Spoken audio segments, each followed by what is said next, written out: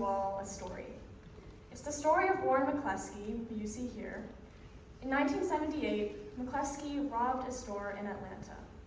He was an armed burglar, and he killed a police officer, a white police officer, during the robbery. He ended up being sentenced with the death penalty, but he appealed this sentence, and his case made its way to the United States Supreme Court.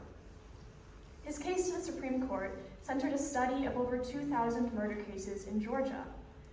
The study found that in cases involving white defendants and black victims, prosecutors sought the death penalty 19% of the time. But in cases involving black defendants and white victims, those same prosecutors sought the death penalty 70% of the time. As an African-American man, he was essentially not equally protected under the law to not receive the death sentence. In the end, the Supreme Court upheld McCleskey's death sentence on the grounds that unless he could prove conscionable or deliberate racial bias, that there was no case. McCleskey v. Kemp has basically closed Supreme Court doors to challenging racial bias or disparities in the criminal justice system.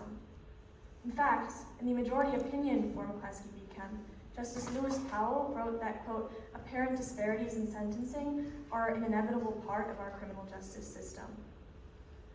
Over the summer, I researched racial disparities in federal criminal drug sentencing from 1998 to 2021. Today, I'd like to begin by first doing a brief overview of the federal sentencing system. Then we'll explore two research questions, we'll look to the future, and we'll end with some acknowledgements.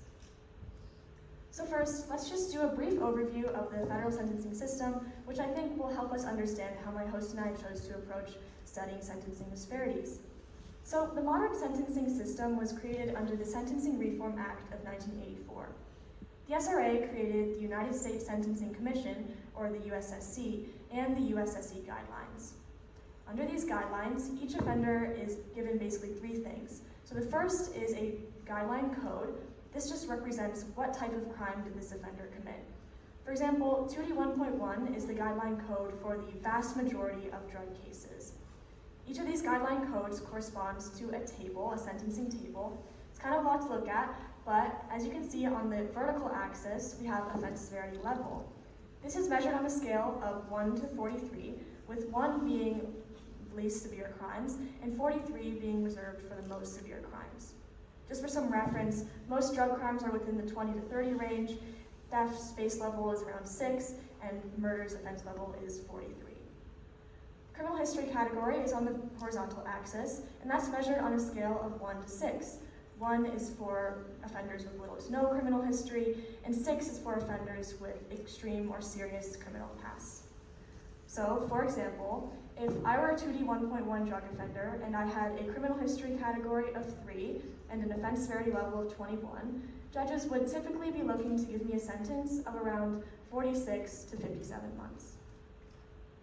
So our first research question was, how are black and white drug offenders with identical criminal history categories and offense severity levels sentenced differently?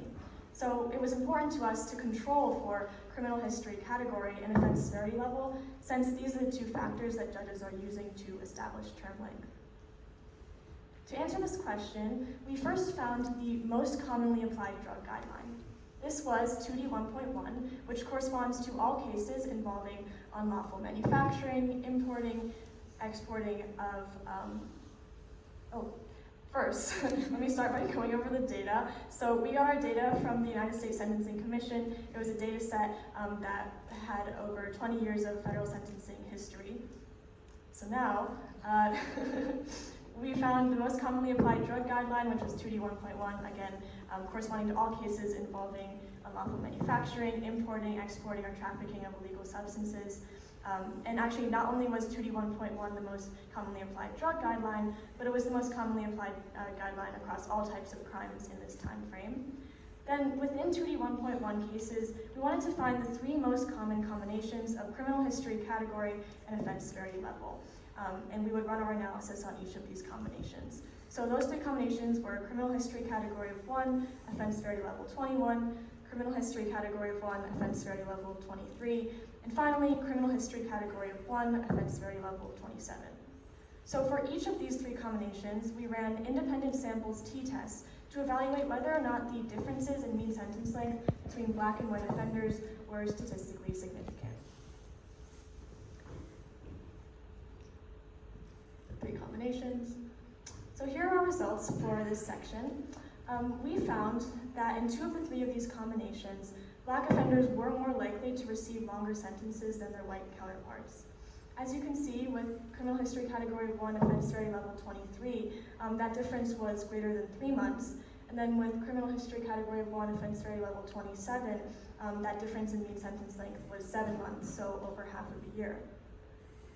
So how and why do these disparities arise?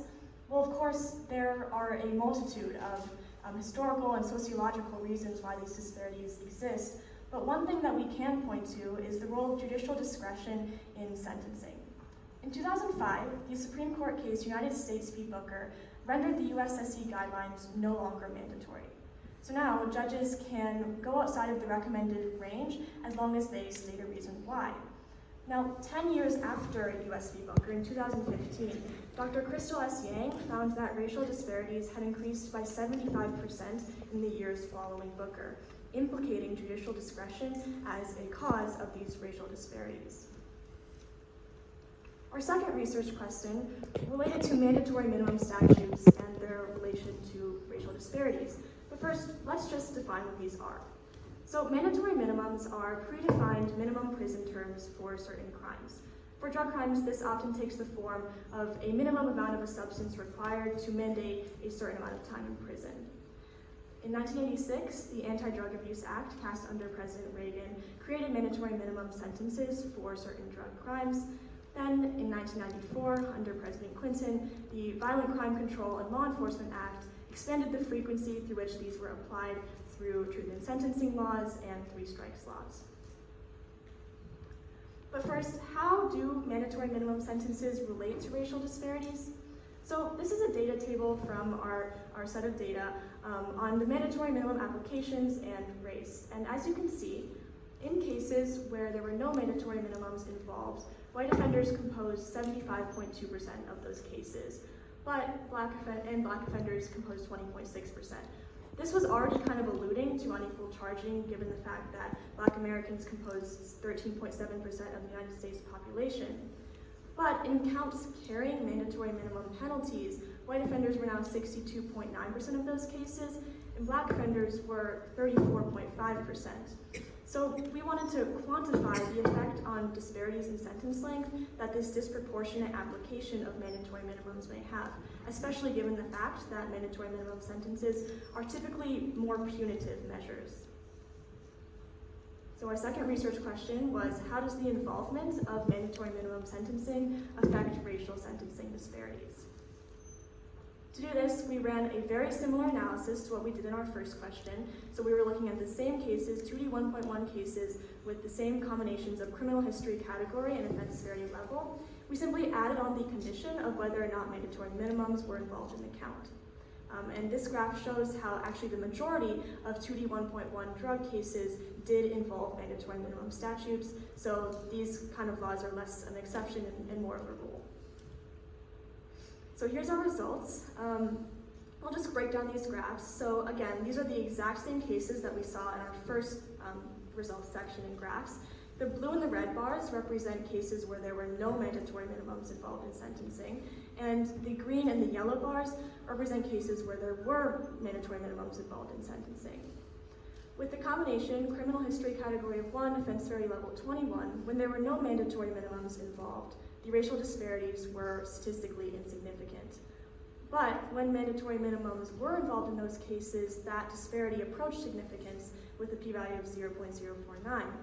Now with the combination criminal history category of 1, offense severity level 23, when there were no mandatory minimums involved, again, the disparities in sentence length were insignificant. But when mandatory minimums were involved, that disparity turned significant, with Black offenders receiving average sentence lengths of almost 5 months longer than their white peers. That result had high levels of significance as well. Now, this result may seem kind of counterintuitive. We might think that these kind of rigid or standardized sentencing practices like mandatory minimums would actually kind of level the playing field. But one thing that we can point to explain why racial disparities are exacerbated with mandatory minimums is something we call the 18-to-1 crack to powder cocaine sentencing ratio. So as you can see, this is just a screenshot that I took off the USSC website. The amount of powder cocaine required to mandate a minimum of 5 years in prison is significantly more than the amount of crack cocaine required to mandate that same 5-year minimum sentence. This is called the 18-to-1 crack to powder cocaine disparity because 18 times 28 is around 500. This matters and relates to racial disparities because around 80% of people charged with crack cocaine offenses in the United States are Black Americans, and white Americans are more likely to be charged with powder cocaine offenses. In the original writing of the Anti-Drug Abuse Act, this actually used to be 100-to-1, with only 5 grams of crack cocaine required to mandate this 5-year minimum sentence. The disparity was lessened, but 18-to-1 is still an extreme difference that certainly contributes to why these racial disparities seem to grow with the involvement of mandatory minimums. In terms of limitations and future directions, we only analyzed cases with Black and white drug offenders, but expanding this analysis to other racial identities would definitely be an interesting future direction. Also, doing a complete arrest to sentencing analysis instead of just looking at sentencing length would give us an idea of where these disparities are rising the most in this process. And then finally, we looked at national or federal cases, so cases from around the United States, but honing in on specific states or regions would give local policymakers an idea of where to go with their changes. So looking to the future, it is clear that there is an urgent need for sentencing reform in the United States.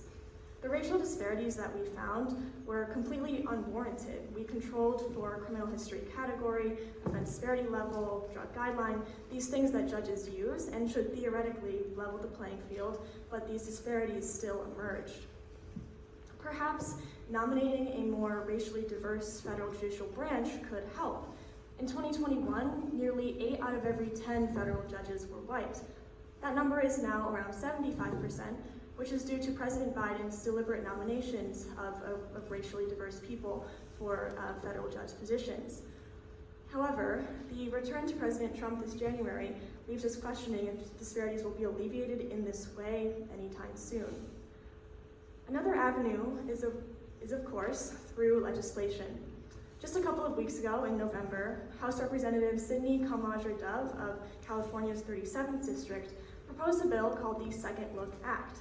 The Second Look Act would just give offenders or people incarcerated with sentences longer than 10 years an opportunity to have their sentence reevaluated or given a second look. What we can do is encourage our representatives to continue or support and front this kind of legislation. To conclude, I'd like to thank my research host, Dr. A.J. Millian, for this opportunity to research with him.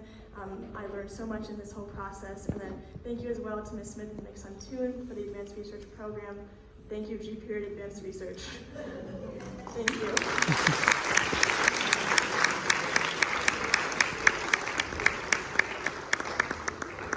Along the lines of thank yous, I want to thank all of you for coming out tonight. A big also thank you to our students. How about another round of applause for the amazing work that they're